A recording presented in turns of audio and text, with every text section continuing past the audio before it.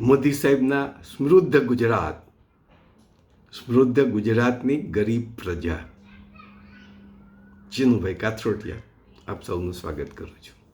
તાજેતરમાં ન્યૂઝ મીડિયામાં જાહેર થયેલા આંકડાઓના આધારે આ વિશ્લેષણ કરું છું. સમૃદ્ધ ગુજરાતનું મોડલ મોદી સાહેબે સમગ્ર ભારતને આપ્યું હતું અને એ મોડલને આધારે મોદી સાહેબે કેન્દ્રમાં સત્તા મેળવી. એ વખતે પણ આ પરિસ્થિતિ હતી અને એમાં વધારો થતો જાય છે. સમૃદ્ધ ગુજરાતમાં 6 કરોડની વસ્તી છે, આશરે 6 કરોડ છે. આ 6 કરોડમાંથી લગભગ 3.72 કરોડ એટલે અડધા કરતાં વધારે ગુજરાતની વસ્તી અતિ ગરીબ છે. અતિ ગરીબ, જેને 2 ટાઈમ ખાવા પૂરતું મળતું નથી. પરિણામે ભાજપ સરકાર એની વહારે આવી છે અને આ લોકોને 22 લાખ ટન 2024માં 22 લાખ ટન કે જેની કિંમત 7,500 કરોડ થાય છે એટલું અનાજ મફત વહેંચ્યું. આ ગરીબોને અડધા કરતાં વધુ વસ્તીને મફત અનાજ વહેંચ્યું અને સરકારે પોતે મફત અનાજ વેચ્યાના સંતોષ મેળવવાને બણગા ફૂક્યા. પણ ગુજરાતની ગરીબ પ્રજા અડધા કરતાં વધારે છે. એ લોકોને ખ્યાલ આવશે એટલે લોકો ભાજપ હટાવવાનો વારો આવશે. કારણ કે આ ગરીબ પ્રજા તો ગરીબ છે, અતિ ગરીબ છે, પણ મધ્યમ વર્ગ પણ ધીમે ધીમે ગરીબ થતો જાય છે. એનું કારણ કે આપણી સરકારનું લગભગ 4 લાખ કરોડનું દેવું છે. એનું વ્યાજ જે વ્યાજ તો ચૂકવવું જ પડે અને સરકારી વહીવટી ખર્ચા, સરકારી બાબુઓના ખર્ચા બહુ મોટા છે. તગડા પગારો મેળવે છે, 1.5-2 લાખ રૂપિયા મહિનાનો પગાર મેળવે છે. ફ્લાઇટમાં ફરે છે, વિદેશ યાત્રાઓ કરે છે. આ બધાના ખર્ચાઓ પ્રજા ઉપર છે. પ્રજા ઉપરથી કરવેરા ઉઘરાવીને આ પૂરું કરે છે. એટલે આ ખર્ચાને, એટલે કે લગભગ જે ટેક્સની આવક છે ગુજરાત સરકારની, એના 70% રકમ દેવાનો વ્યાજ અને હપ્તો ચૂકવવામાં જાય છે અને વહીવટી ખર્ચાઓ પાછળ જાય છે. તો પ્રજાના વિકાસ માટે માત્ર ને માત્ર 25% જેવી રકમ રહેશે. આ 25%માંથી આખા ગુજરાતનો વિકાસ કરવાનો છે. ગળે ઉતરતું નથી કે કેવી રીતે વિકાસ થાય.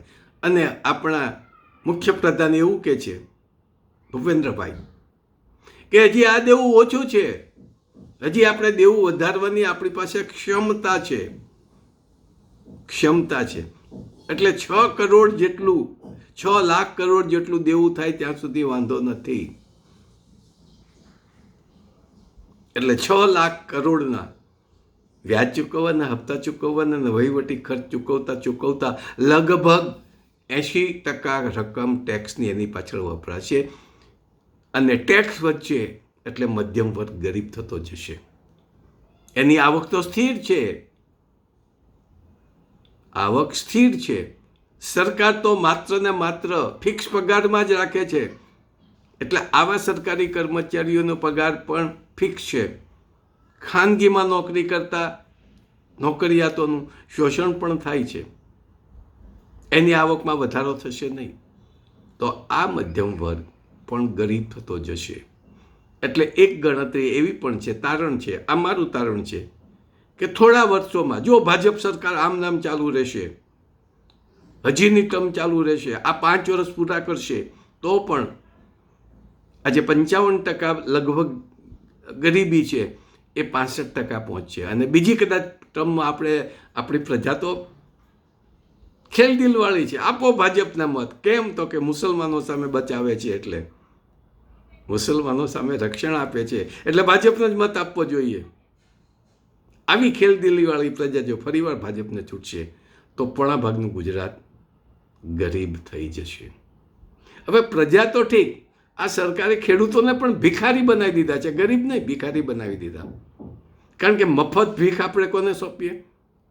ભિખારીઓને આપીએ. આપણે મંદિરે જઈએ છીએ તે લાઈનમાં બેઠેલા માણસોને 5 રૂપિયા 10 રૂપિયા 2 રૂપિયાનો સિક્કો આપીએ છીએ. શું કામ? તો કે ભિખારી છે એટલે મફતમાં આપીએ છીએ, એની પાસેથી કાંઈ અપેક્ષા રાખતા નથી. એમ સરકારે ખેડૂતોને દર વર્ષે 6,000 મહિને 500 રૂપિયા આપી અને ખેડૂતોને ભિખારી પણ બનાવી દીધા છે, અને ખેડૂતો હસતા મોઢે ભિખારી બની ગયા છે. હજી કદાચ થોડીક રકમ વધારશે, 6,000 ને 8,000 કરે, 10,000 કરે, ખેડૂતો ખુશ થઈ જશે. મફતમાં રકમ મળી, મફતમાં રકમ મળે એ ભિખારી કહેવાય, તો ખેડૂતો પણ ભિખારી છે.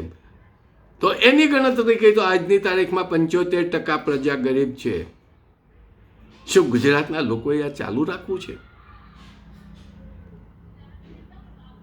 એની સામે વર્તમાન પરિસ્થિતિમાં ભાવ વધારો તો આવે છે, પણ આજે જાહેર કર્યું કે લગભગ મોદી સરકાર અમેરિકાથી આવતી ટેરિફ નીતિ ઘટાડશે. એમાં કૃષિ પદાર્થો પણ છે, કૃષિ વસ્તુઓ પણ છે, અનાજ પણ હશે. એટલે આપણા ખેડૂતોને મોટો ફટકો પડશે, આપણા ઉદ્યોગોને પણ ફટકો પડશે, અને ઉદ્યોગોને ફટકો પડે એટલે પોતાના ધંધાઓ ઉદ્યોગો ઓછા કરી નાખશે, લોકોને છૂટા કરશે, બેરોજગારી વધશે, અને એ બેરોજગાર લોકો પાછા ભિખારી બની જશે. આ સાયકલ સતત ચાલુ થઈ ગઈ છે, જો સમજો. અને હવે એક જ ભાજપ સરકાર પાસે બાકી રહ્યું છે કે ઘણા બધા કરોડો રૂપિયાના ખર્ચે ઉત્સવો ઉજવે છે. શાળાનો પ્રવેશ ઉત્સવ, નોકરીના એપોઇન્ટમેન્ટ ઓર્ડર આપવાનો ઉત્સવ, પતંગો ઉત્સવ, શરદોત્સવ, ધાર્મિક ઉત્સવો, મેળાવડાઓ, હોળી ઉત્સવ, વાર તહેવારે ઉત્સવો જ ઉજવે છે, કરોડો રૂપિયા ખર્ચે છે. હવે એક મારું સજેશન ભાજપ સરકારને છે કે એક ઉત્સવ ઉજવો, કે ગુજરાતમાં ગરીબી વધારાનો ઉત્સવ ઉજવો, અને પછી બોલો કે ફિર ભી ભાજપ કી ગુજરાત, ભાજપ કા સમૃદ્ધ ગુજરાત મહાન. આભાર. જય હિન્દ, જય જય ગુજરાત. સ્વાવલંબી.